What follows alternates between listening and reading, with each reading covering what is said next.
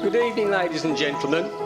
It is my privilege and pleasure to welcome you all to this occasion to celebrate the marriage of our daughter, Rebecca and John. Every wedding is special, of course, but to see your daughter getting married is a very moving experience. Rebecca, it was a very proud moment for me walking down the aisle with you. It is a memory I shall treasure.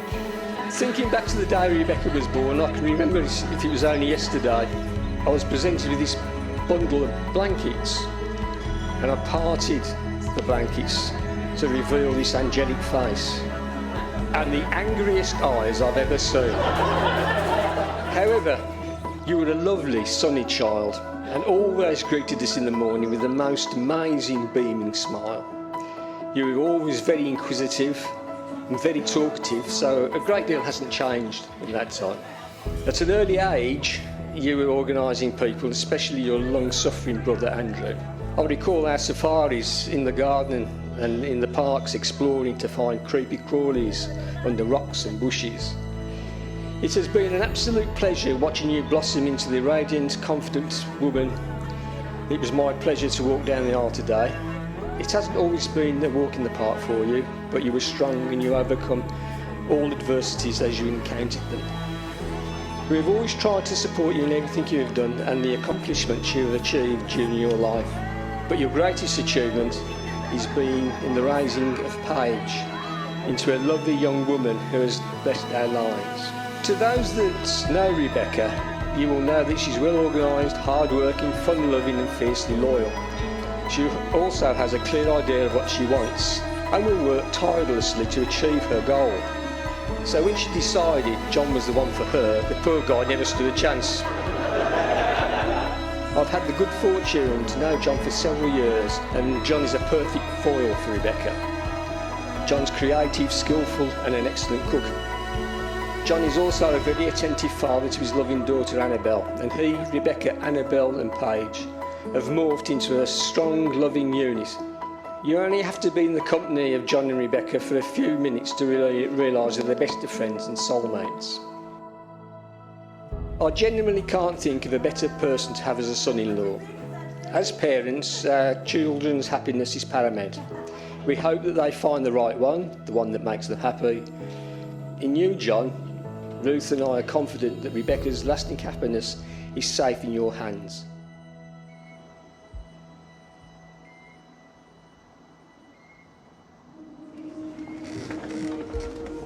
I would like to welcome you all here to the beautiful Moxhull Hall.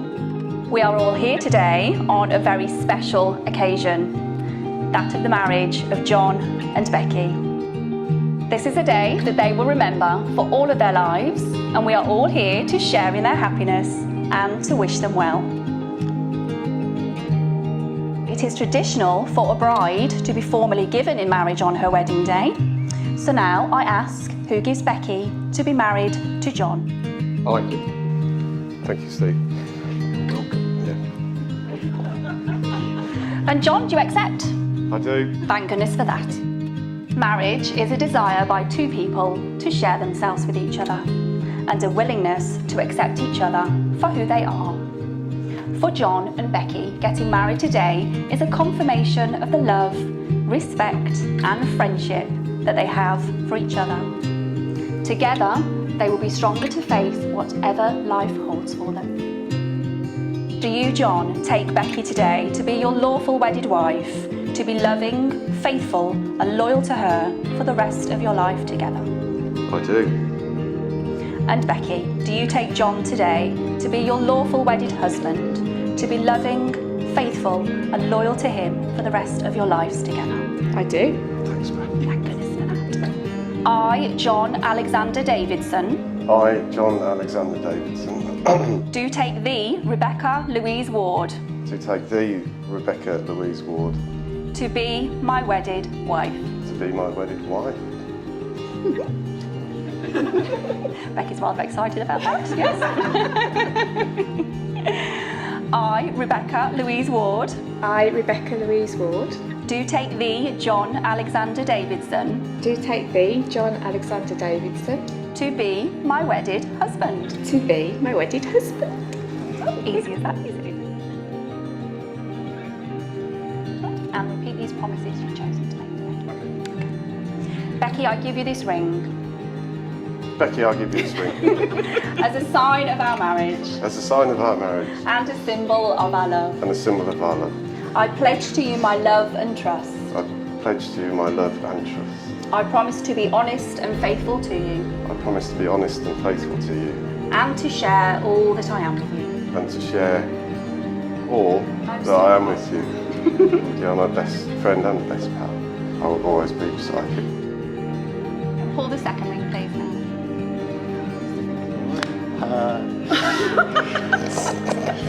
Just a gag. Should have done that. Yeah, maybe. Get out. Thank you very much, Paul. John, I give you this ring John, I give you this ring as a sign of our marriage as a sign of our marriage and a symbol of our love. and a symbol of our love. I pledge to you my love and trust. I pledge to you my love and trust. I promise to be honest and faithful to you I promise to be honest and faithful to you and to share all that I am with you. and to share all that I am with you. You're my best friend and I'll always be beside you. It gives me great pleasure to pronounce that you are lawfully joined together in marriage as husband and wife. So, John, would you like to kiss your wife? I'd like to, yes. The new Mr. and Mrs. Davidson.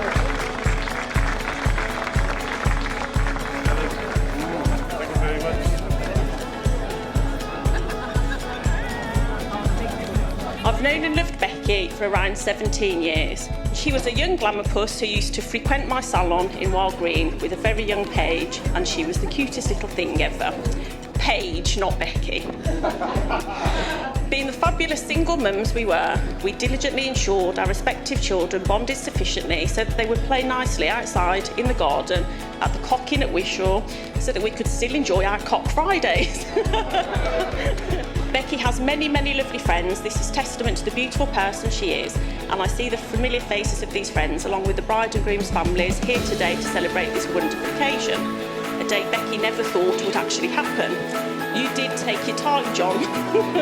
I'm sure everyone will agree that our special friend Becki looks as beautiful as she ever has done, and her happiness is palpable.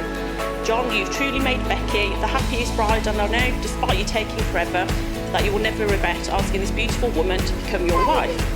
Paige and Annabelle, and of course Montylicious, complete this perfect family picture, and the love they share will continue to enrich their lives and help in creating many more happy memories together. So there's two of us standing here delivering this speech today, as like most decisions John faces in life, he can't make them. So when Beck told him he was to marry her just after midnight on the New Year's Eve that they met back in 2009, he had to decide on a best man. 10 years later, he whittled it down to 2. Not bad, Donald. Very decisive of you. I think I met John in 1999. But as with most people who meet John, the future becomes very hazy quite quickly. What I do remember was that he looked an idiot. He had a slicked back, thinning, greasy ponytail. Wet look gel, hairbands, hairspray, absolutely horrible. But he did tell me within 3 seconds of meeting him that he thought the ponytail made him look like John Travolta in Reservoir Dogs. It's been a while since John worked. The most successful of all of his peers, John retired at 28.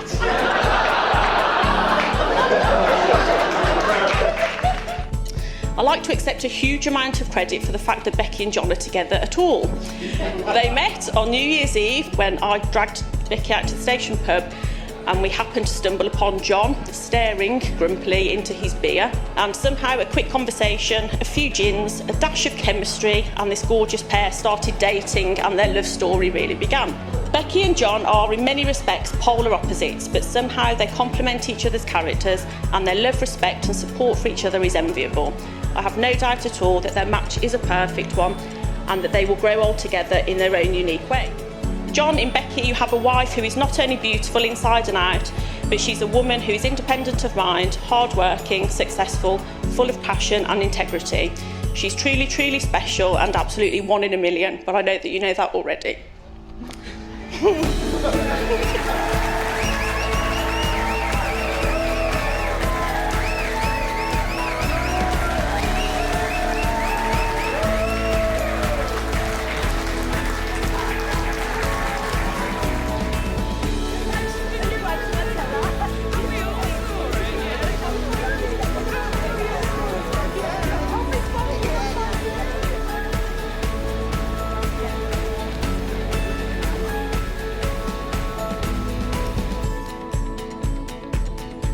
I would now like to raise another toast to my beautiful best friend Becki and her handsome husband, and I know that we'll all join them and wish them a lifetime of happiness together.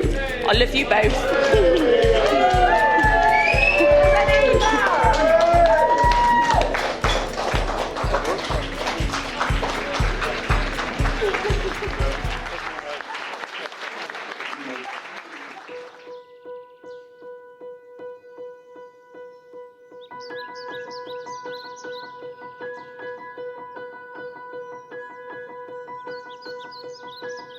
Right then, on behalf of my wife and I,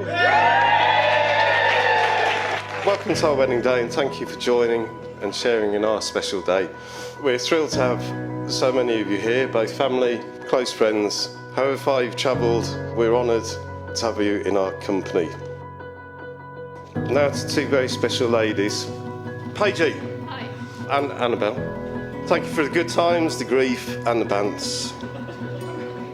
Paige, the deep bizarre conversations we have when your mum's out, for telling Mum and Eva off, for when they're coming in like baby elephants in the middle of the night.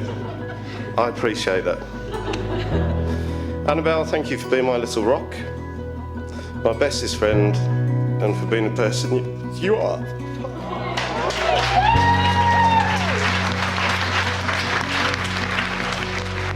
It was about 10 years ago me and Becki met at the station pub. It was New Year's Eve. I was stood at the bar and I get this little tap on my shoulder and I hear this, "I'll get served quicker than you, mate." So I looked around, I could see why. After chatting most of the night, we sort of exchanged numbers. After managing to pass Becki's massively strict grammar and punctuation over text, dots in the right places, the rest is history. So that was that, and thank God I did ask for your number. You look truly amazing today. The fit has actually, it's amazing. I love you with all my heart. For me, life is a choice. I know I always bang on about choices, but for me it is, and I'm thankful, lucky, and grateful that you chose me. You're my wife now, Dave.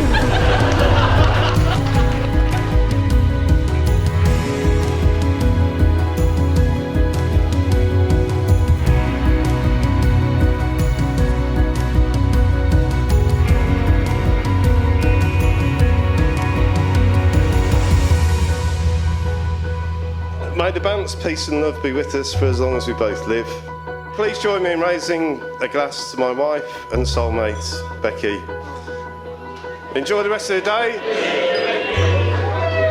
Let's go and get slightly pissed. Thank you.